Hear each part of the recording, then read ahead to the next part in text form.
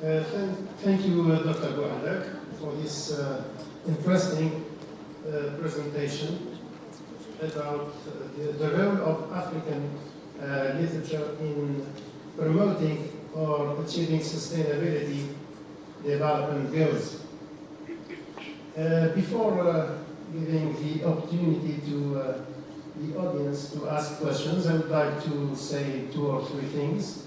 So, I would like to friendly ask our speakers to provide the president of the organizing committee or scientific committee with a digital copy of their presentations.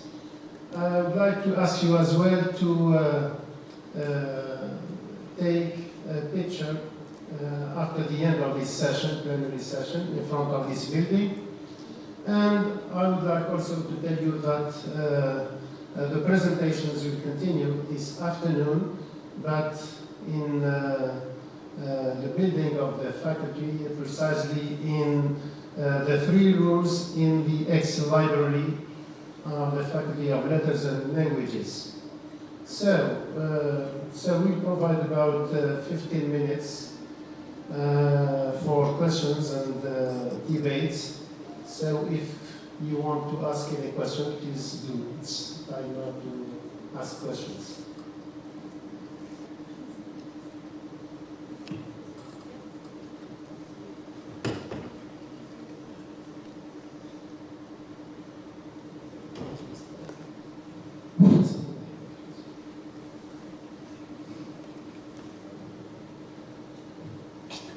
All right. So I would like to thank the whole panel for this well-thorough presentation and quite interesting topics. So my question specifically is addressed to Dr. Bouchiche and Dr. Ben Rayed. It's quite long and complicated question, sorry. So according to the UN official statement, and I quote, SDGs values are universal and apply to all countries. So based on that, one of these goals is to promote gender equality among citizens and worldwide, along with sexual orientation and so on and so forth. So however, the understanding of the definition of the word gender itself is culturally bound, we know that, because the understanding and definition here in Algeria is not the same as in the Western countries, more specifically in Canada, UK, and United States. So my question is, so are these SDGs and the values they're trying to push towards the whole world, worldwide, are attempting to universalize, correspond with our political culture, the case of Algeria, Eastern Western countries, and so on and so forth. So if yes, that would be a huge problem, in my opinion, in the sense that it would diminish the cultural diversity that exists in our international society, first of all, in the sense that they are trying to universalize what do you mean by sexual orientation, because our understanding of sexual orientation is not the same as in the Western countries. And basically this is what the UN is trying to do. And let's say if they are not, so should or are the SDGs goals personalized, let's say the word personalized, I use it, according to the cultural boundaries of each country? So that's my question.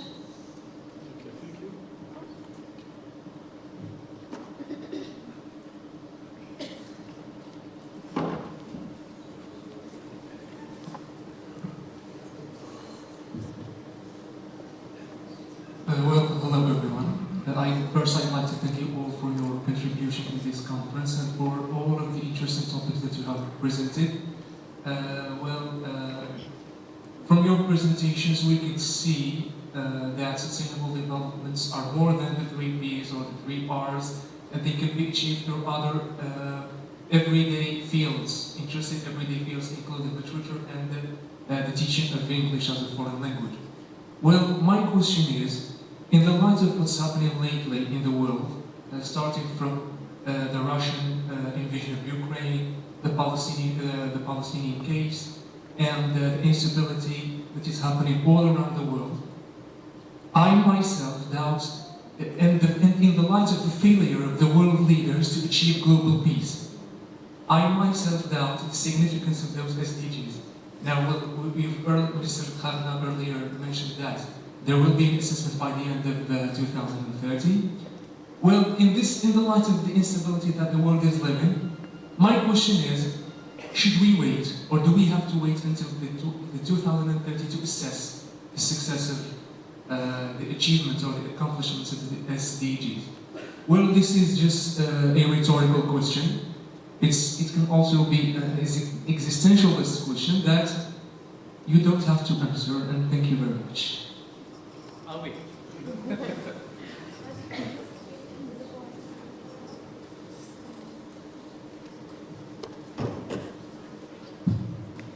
Good morning, everyone. I would like to thank all the presenters. My question goes to Dr. Shaka. You have extensively talked about involving English as a foreign language in achieving the goals of SDGs. Thank you for illuminating us with such rich guidelines, but I'm wondering about its applicability in our Algerian context. As a teacher in another department, I can say that EFL in Algeria is in its embryonic stage. It is apparently hard to incorporate this language in teaching. Didn't you think that it is better to start by installing EFL teaching basement for all students, not only for English department? I mean, working on its the transmission goal before its transformative goal, because mixing the two roles can be a misleading way for achieving SDGs principles. What do you think about that?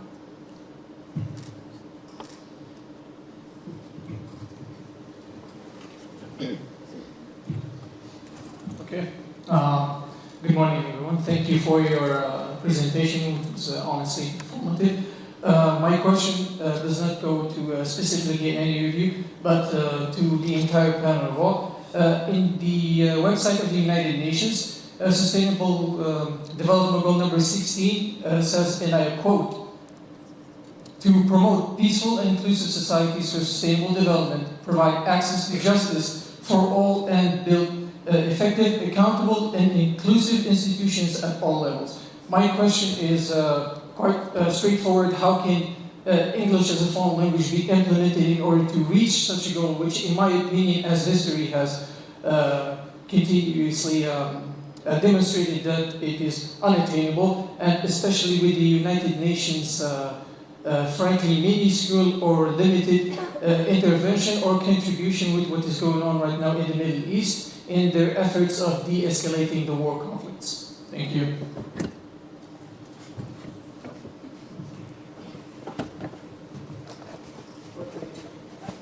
Okay, thank you very much for your questions. My colleagues, who wants to answer? Well, for the question about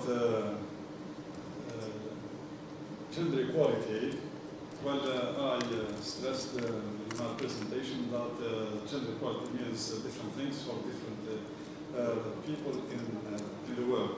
If for some people it means in Africa and some rural and poor parts of the world, it means the right of women to get to schools and to get educated and overcome the restrictions or the opposition of parents and of men of the society, of the patriarchal society as a whole.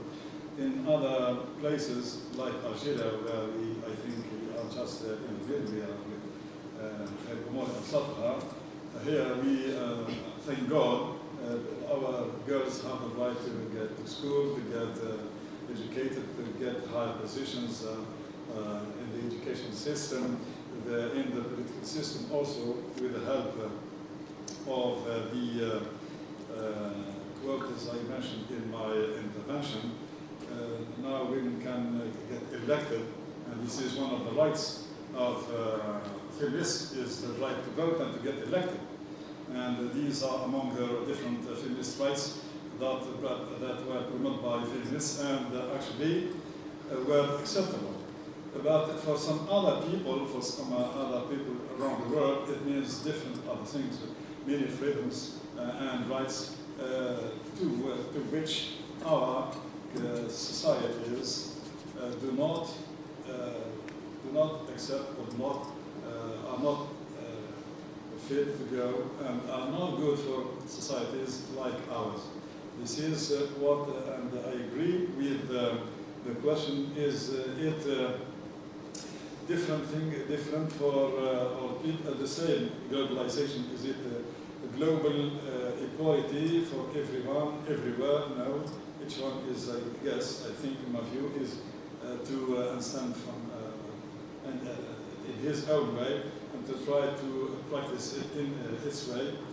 And indeed, there are some SDGs actually, and in his word of opening ceremony, the Vice Chancellor mentioned a word in which he said we want to be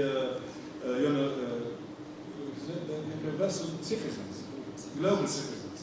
Well, yes, we want to be global citizens in the idea of contributing to the peace of the world, in the idea of saving nature and the environment, but in the idea of having our specificities and our differences and respecting our traditions.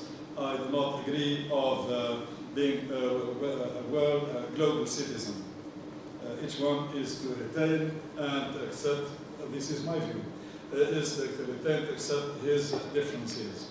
And these rights or freedoms or whatever they are should not be imposed on people globally.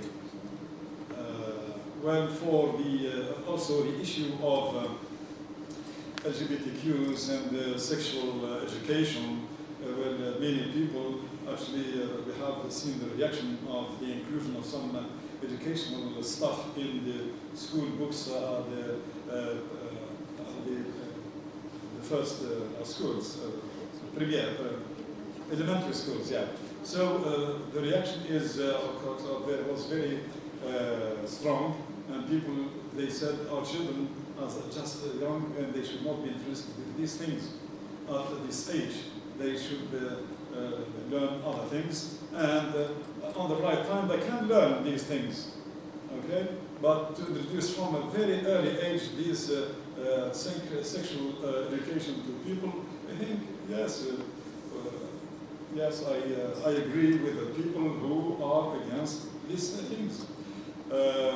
Education, sexual education for someone who is 7 years old, well, he's got no idea.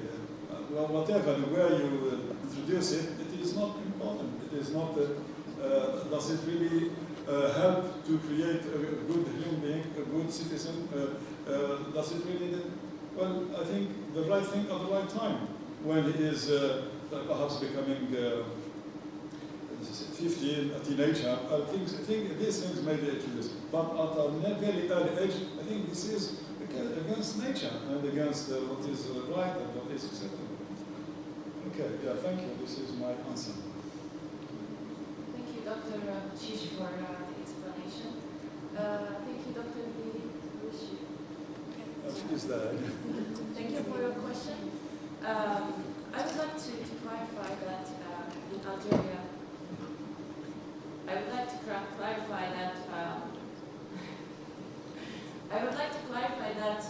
in Algeria, in Algeria the cultural ideologies are governed by religion.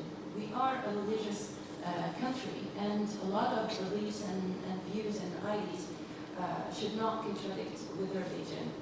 As an English language teacher, when I introduce a controversial issue like this one, I have to be aware of the consequences. First of all, it is sensitive. It can make the students uncomfortable. So what should I do as a language teacher, not to focus on the topic of sexual orientation, but on how to teach my students to share their opinions and views in a respectful way with the use of some polite expressions, etc. If you ask me the question, are you with or against sexual orientation? I'm going to say that people can do whatever they want with their lives as long as they don't impact my own life. So here, I'm not sharing exactly my opinion, I'm just showing tolerance and acceptance of diversity, but in the same time, I'm being respectful and polite. So this is what should be taught in school. We should not neglect this kind of topics, because even if we don't teach them in class, they're going to find out about them, and they will need to learn how to address this kind of complex issues. So I hope I answered your question. Okay, so it's my turn now.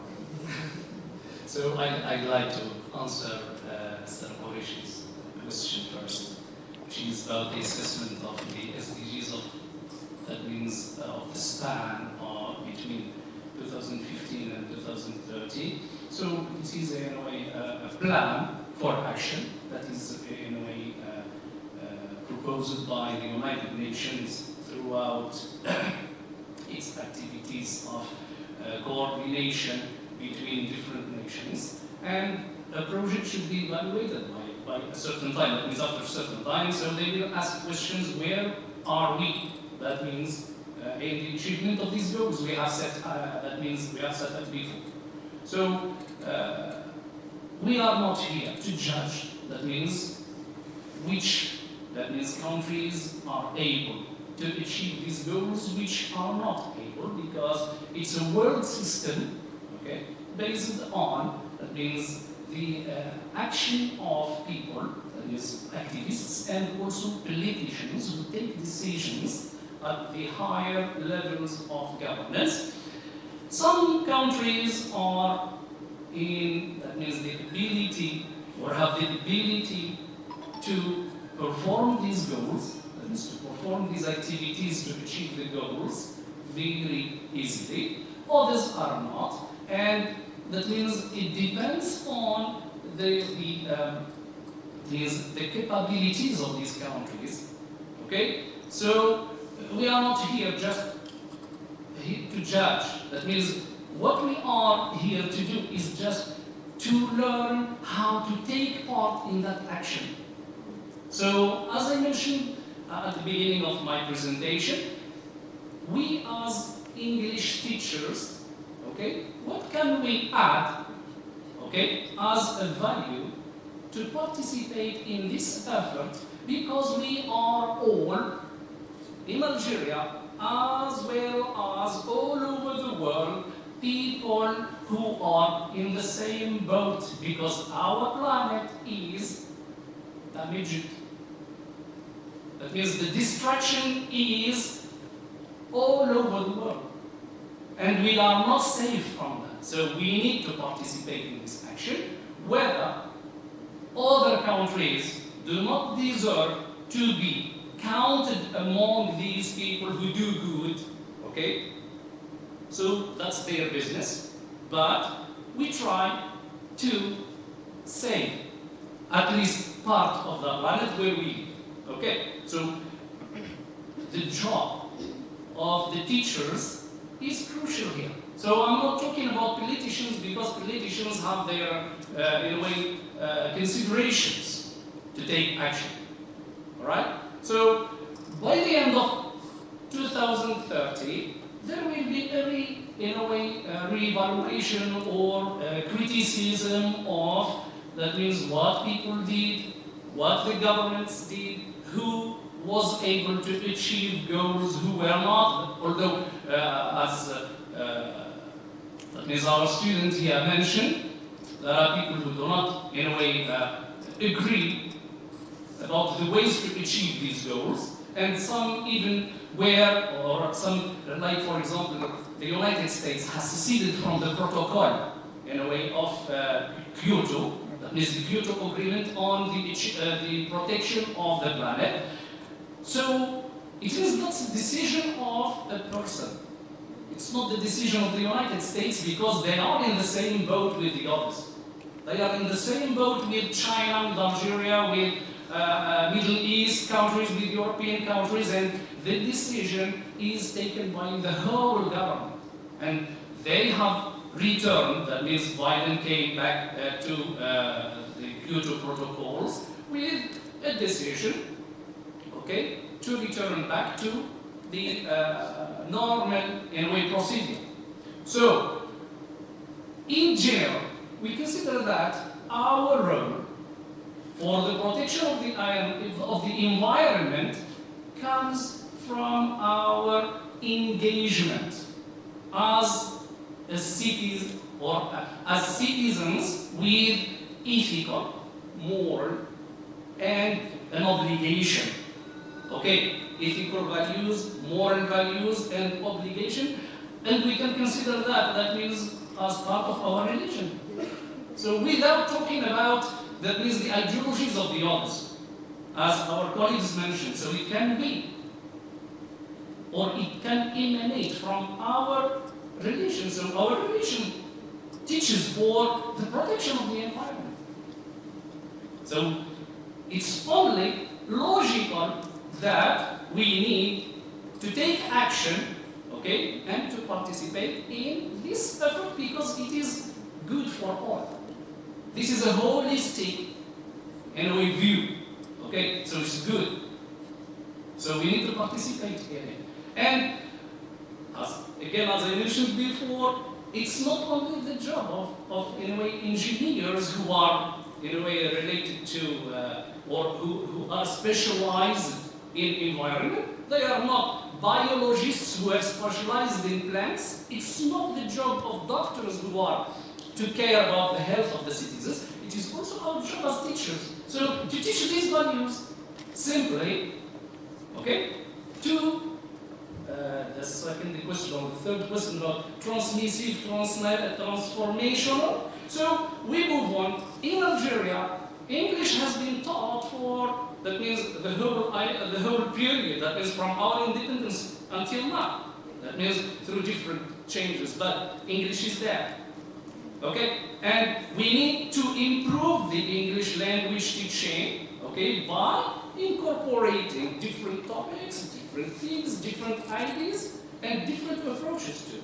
So one of these approaches, it is to be involved in the activities of sustainable development. And maybe you've seen books of the secondary school where we have texts about globalization, climate change, and so on, but we don't have exactly that means the awareness or the target of that lesson. That means, okay, we can just read texts and so on, but we should have in mind an objective, a goal. Okay, so that goal, it is exactly to, in a way, to make people aware about sustainable development goals. Okay, so it can be any project. It's not only the United Nations, in a way, because maybe you blame the United Nations for not achieving peace during these days, or to bring equality between people and so on, but it's the job of governments too. So here, the United Nations is to coordinate efforts of the whole globe. Okay, thank you. I may not have answered your question. I would like just to add a few words about two of the United Nations goals, namely promoting peace and justice and ensuring prosperity. These are challenging goals. They are very difficult to achieve. You know why?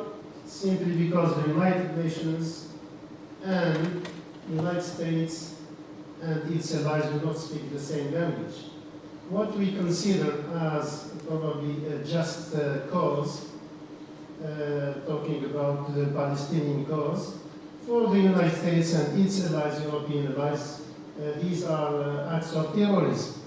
So how can we achieve goals like promoting peace and justice and ensuring prosperity for all people when these nations, these very powerful nations like the United States, France, Great Britain, and so on, they do not consider this Palestinian fight as a just fight for peace, for independence, and so on. They consider this fight as only terrorist attacks and so on.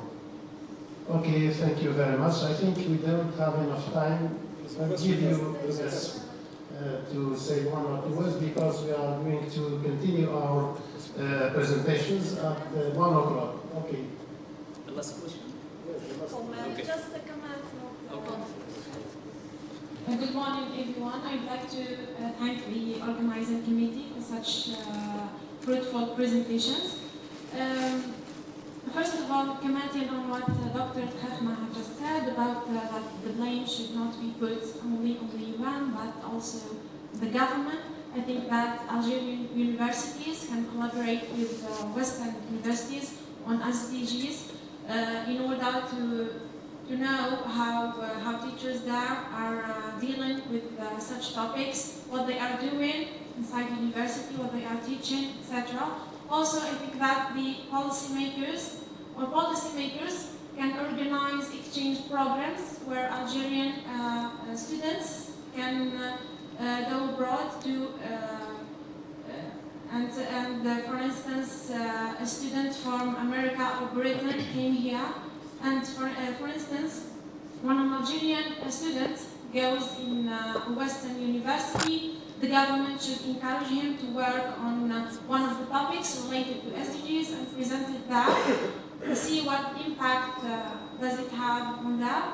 And also, when a student comes from a Western university, of course, the same goes for it. In this way, students will be encouraged more to work on such topics, and as you said earlier, they should be encouraged to work more on their on such topics on their dissertations, etc.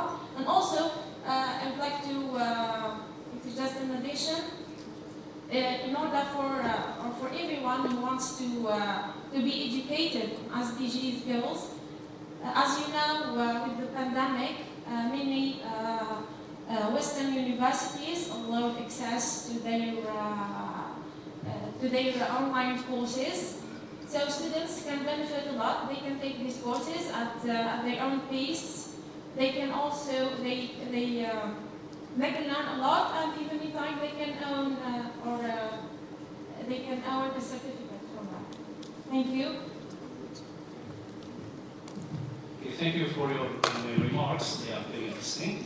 That means it's as if you have anticipated our work. So you see here the title, it's the first national conference. So then will be second and third, and there will be a continuing work. That means we'll be in way planning to have more, that means participants from abroad. That means we will have an exchange program if possible. So we will discuss that with the administration because it's not at our level.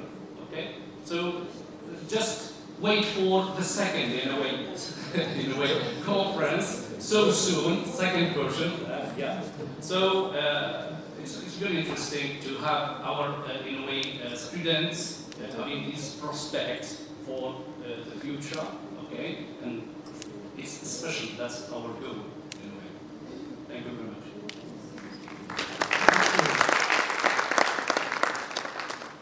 Okay, I'd like to thank this smart audience for your presence and participation.